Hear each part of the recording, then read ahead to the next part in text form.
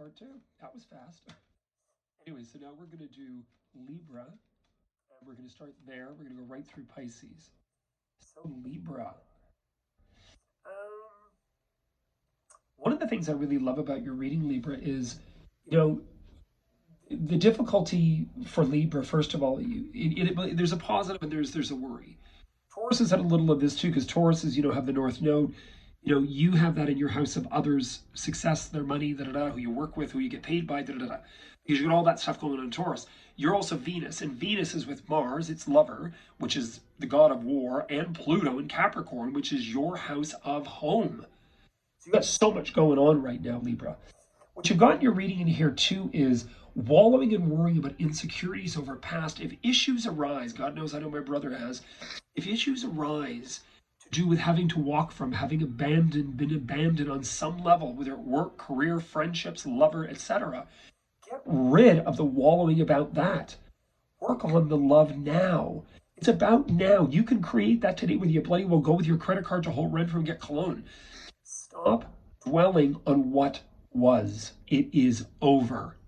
The goal going forward is apprenticeshiping on love. This would be a great time for you to study Abraham Hicks. Great time to come for reading. Great time to do proactive elements that really embrace and enhance who you are and where you go from here. Heard that for sure, Libra. Now we're going to go on to Scorps. Oh, Scorps in the world, namely a presidential runner who's a little bit in hot water. Scorpio, it's really interesting. You have a similar energy. Sometimes signs together, like Aries, Taurus, are going through a little bit of the same thing. Leo, Virgo, a little bit of the same thing. Because there's a close assimilation, sistering one another. It's like neighbors. There's a problem with the semi-detached. You're both going to deal with the roof. In here, what you've got, Scorpio, is, if you actually can look at the bright side and say, well, this person was hot sexually. I mean, why not? I mean, that's what it's all about. It's survival of the species. That's what sex is for. That's what reaching climax is for, to ensure gay, straight, or whatever. It's about survival of the species. Every piece of fruit has a seed in it. That's what it's for. We enjoy an apple, but it's not for us, really. Really, in all honesty, God may have put it, or the universe might have, concocted it, but it's really to make sure that that core gets thrown and the seed plants and grows and becomes an apple tree. So what I want you to understand in here, you've got some opportunities ahead of you to apprentice, to give work a really strong focus. Remember the goal for Scorp, get rid of what was negative, because your south node is sitting in Scorpio. Your north node is in your house of who you relate, who you connect, who you know. And that has to do with growth and divination. The aspect of the nodes there, which in the Hebrew faith, the yod, is a combination of earth, moon, sun. It's actually an energy, not planets. This is really good for Scorpio because it's saying, learn. And by way of that, you will grow. You will go forth to the age of Aquarius. You'll start to understand, I don't need to control. I can be open. Now we're going to go into Sagittarius. Sagittarius. One of the big things with Sag that I did mention before that I'm going to mention again. Sometimes I've always believed my birth mother's a Sagittarian, my adopted dad was a Sag. I have friends Sages are a lot of them around my life. The ones that have been really important. Not to say that all Sages are important. They're great. They're fun. They're funny. Like Bette Midler. I mean, they're funny. Jane Fonda, when they mean business, they mean business. What you've got in here, though, is that you've got kicking this pop stand. Meaning that, first of all, you're very creative people. And anybody even with Moon and Sag, remember, or Sag Ascendant, you got to pay attention to this.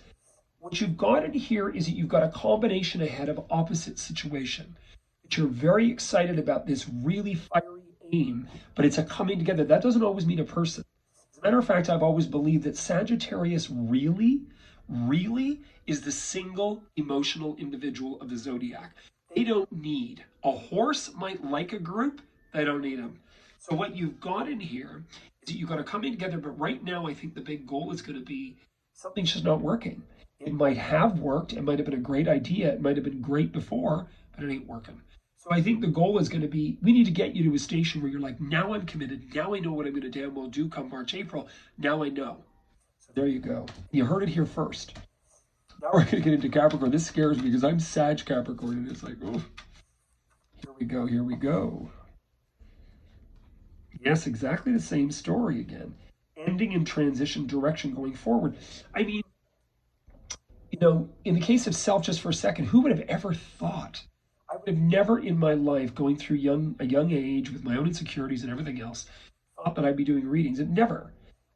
One of the things that Capricorn has in here is this very sage energy. It has to do with direction going forth. It has to do with coming right to the forefront of your life experience, and then a lot of things are going to open up. A lot of this starts with the mother, and with Capricorn, remember, you're the goat fish.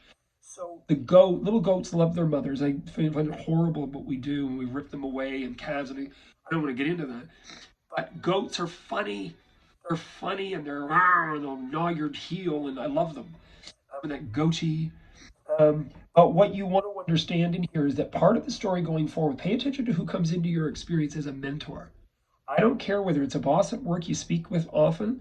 I don't care whether it's a new doorway. The goal going forward is that you shall become the Hierophant. Somebody quite famous I read, who's in the entertainment business, that I said about this. I said, hey, things are going to change. And this is part of this story. The Hierophant in the fourth running, meaning coming forth, means that you will start to understand where you are important to people. People are listening. I have to be careful what I say. Say something, say, oh God, he's on his rampage. But people are listening, and you have to all be very cautious about this. But very, very good, Capricorn, very strong. Remember right now, sort of conclusion transition. So you're in that conclusion transition. Great stretch from now to the end of March.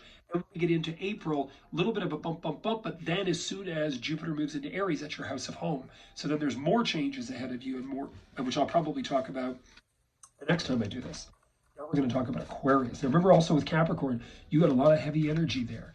You've got Mars and Venus at each other. You have Pluto at the end of Capricorn. This is an intense time. Mercury's now moved into your first house. Now what I'm talking about here, sorry, your second house, Aquarius. There's Mercury there. Saturn itself is there. A lot of stuff going on in that. Now, this is Aquarius. One thing that I want you to be really strong about Aquarius is click your heels, no place like home.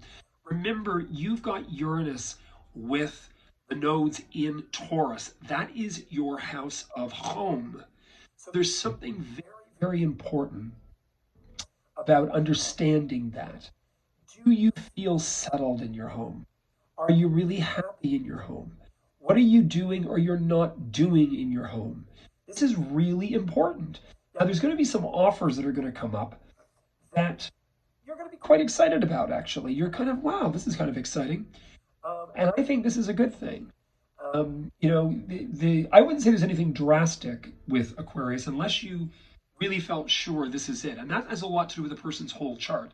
It's not just to do with, oh, I'm born, Sag Cap, and this is it. With Aquarius, and I know a lot of them, I think what I like in here too is, number one as well, get rid of the poverty consciousness when you grew up. Get rid of this, because this is somehow interfering in your life. If you keep thinking about, oh, mom and dad struggled, oh my God, they were lucky to get a loaf of bread. Well, that was then, and that was a consciousness, and it was in most cases with anybody of us alive, it would mean post-war. And you want to get rid of that, because that is a poverty consciousness. And even some of my friends that are Aquarius that are affluent live their lives like they're poverty-stricken.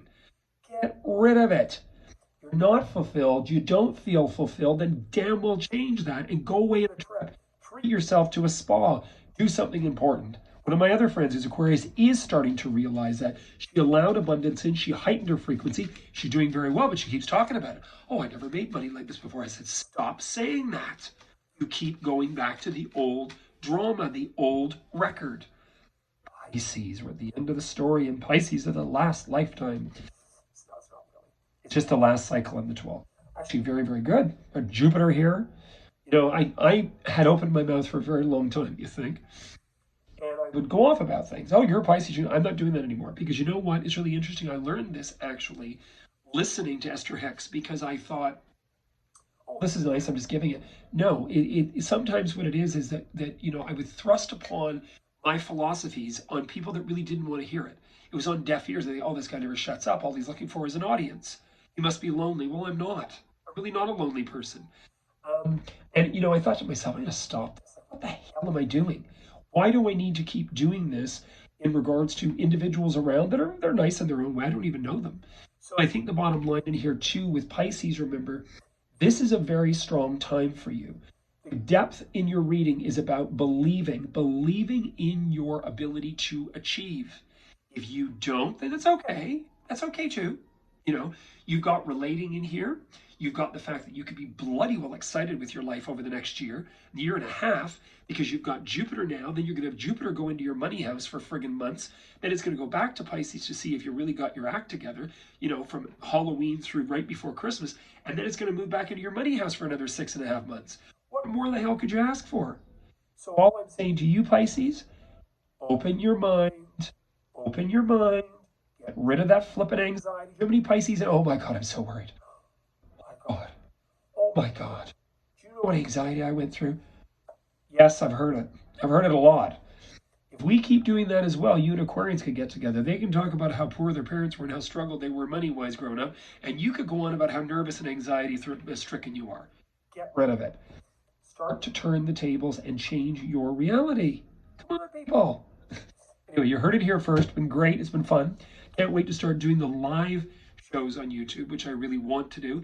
And these will also be on YouTube. So as I said, please subscribe. I'm really excited about this. I really feel this is, you know, spring forward. This is it. And I'm going to push the envelope out there. And then I'm going to get work done. Anyway, you heard it here first. Have a great one. Bye-bye.